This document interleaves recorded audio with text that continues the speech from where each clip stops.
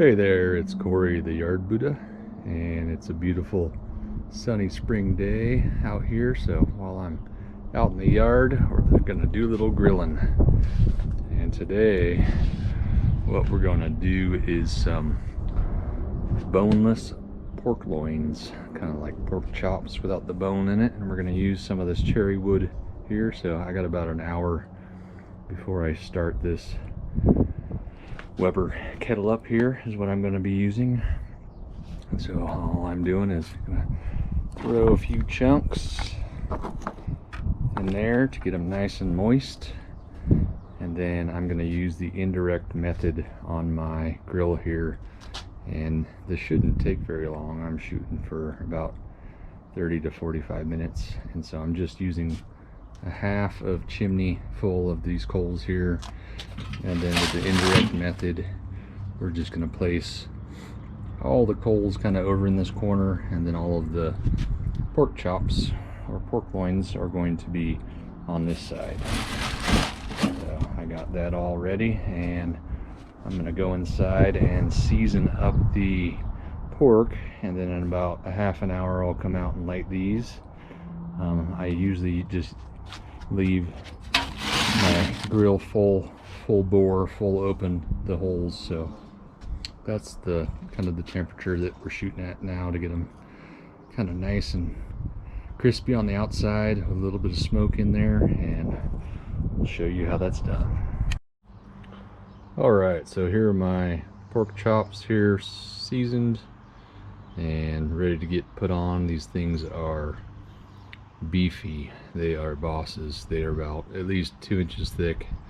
I got these from Costco, and I won't really go into the seasoning and stuff. You guys can put on your own favorite seasoning. I usually always put cracked pepper on it, and then you guys just put whatever you want on. I will put a link in the description of what I use on these, but these things are every bit 2 inches, so I think they're at least going to take 30 minutes. And one thing I do like to do is kind of butterfly the fat there on the sides, and I think that tends to make the fat more crispy and more edible. And I'll show you how I place them on the grill, but that is one kind of technique that I've found. These ones actually didn't have a whole lot of fat on them. Some of the pork chops I've seen have like a half an inch or so, and you definitely want to butterfly those, but these ones should end up nice and crispy. And then usually you'll get some pork chops that are kind of darker meat. My wife doesn't like that.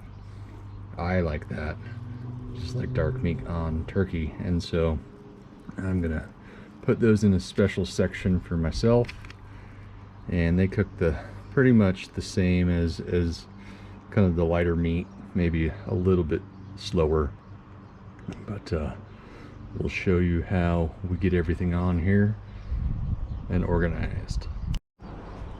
Okay, so I placed these guys on, and I've got 9 of them here, and I kind of like to arrange the fat side out, kind of facing the edge of the kettle, just because I think it gets a little more hotter airflow right along the side there, and it's going to crisp those up. If you don't know what the indirect method is, that just means you don't want to directly put them over the coals, so that's kind of why I have them out away from everything. I did put a few more, maybe like 10 more coals on there, because I kind of let my chimney starter go a little too far, so I may end up putting a couple more on there. But right now we're just going to throw the cherry wood on here. Sorry.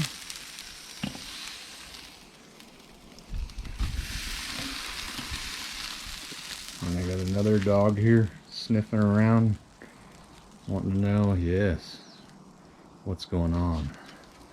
But this is what's going on. So I'm going to use this instant read thermometer here to try to get the internal temperature of these to about 145 probably, and then pull them off. My wife doesn't like these medium rare. She likes them more medium, and actually medium is, I think the texture of the meat is better too than if it's medium rare. It's just a little more firm. And so I'll probably pull most of these off at 145. I'll let them sit for about 5-10 minutes, and then it's dinner time, but I'll show you what they look like when they're done. Alright, it's been about 20 minutes, and I'll show you what I like to do about halfway or so through. We'll take a look at what they look like, and they're looking nice and smoked and golden brown here, so that looks perfect. So with the holes fully open, this grill gets up to about 325, maybe 350 inside max. So that's kind of where they were at for that 20 minutes. But let's just maybe take a couple internal tests here. And this thermometer is really accurate and really nice, so we're getting there. We're about at 110 or so on some of these.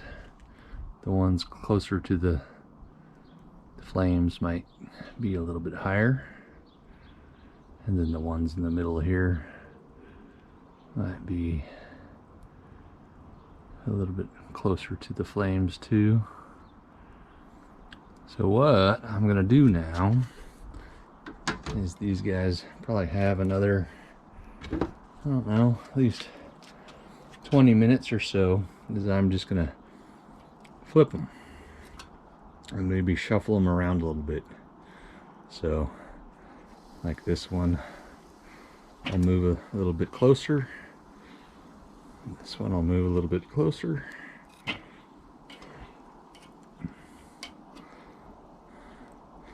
The one in the middle, I'll move to the edge. Kind of something like that. It's a little shuffle. And I kept my ones that I like over here, so I gotta keep everything in their own place so you remember where they're at. But let's flip them once.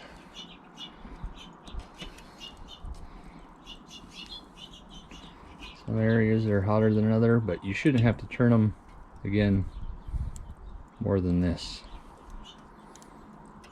And looks good to me. And once they get closer to about 140, 145, and check back in. That amount of coals is going to be perfect. So we'll just work with that and show you what it looks like at the end. Alright, so it's been 45 minutes and we'll show you how these are doing. Most of them are almost done. These probably took a little bit longer than normal just because they were so thick. But with pork, you have to be a little more sensitive than if you were doing like a chicken thigh or something. And if you haven't seen my applewood smoked chicken thigh video, that is one that you can kind of just open once and then close the top and not worry about it for a while. But these ones you kind of have to keep checking on. So I'd probably open this, you know, once at 20 minutes to flip them. I opened at 30 to kind of check the temperature, and then I opened at 40 to check the temperature. But because they're all different sizes and thicknesses too, the best thing that you can buy is a very accurate digital thermometer, and this is just a ThermoPro one. And so we were getting close here about 5 minutes ago.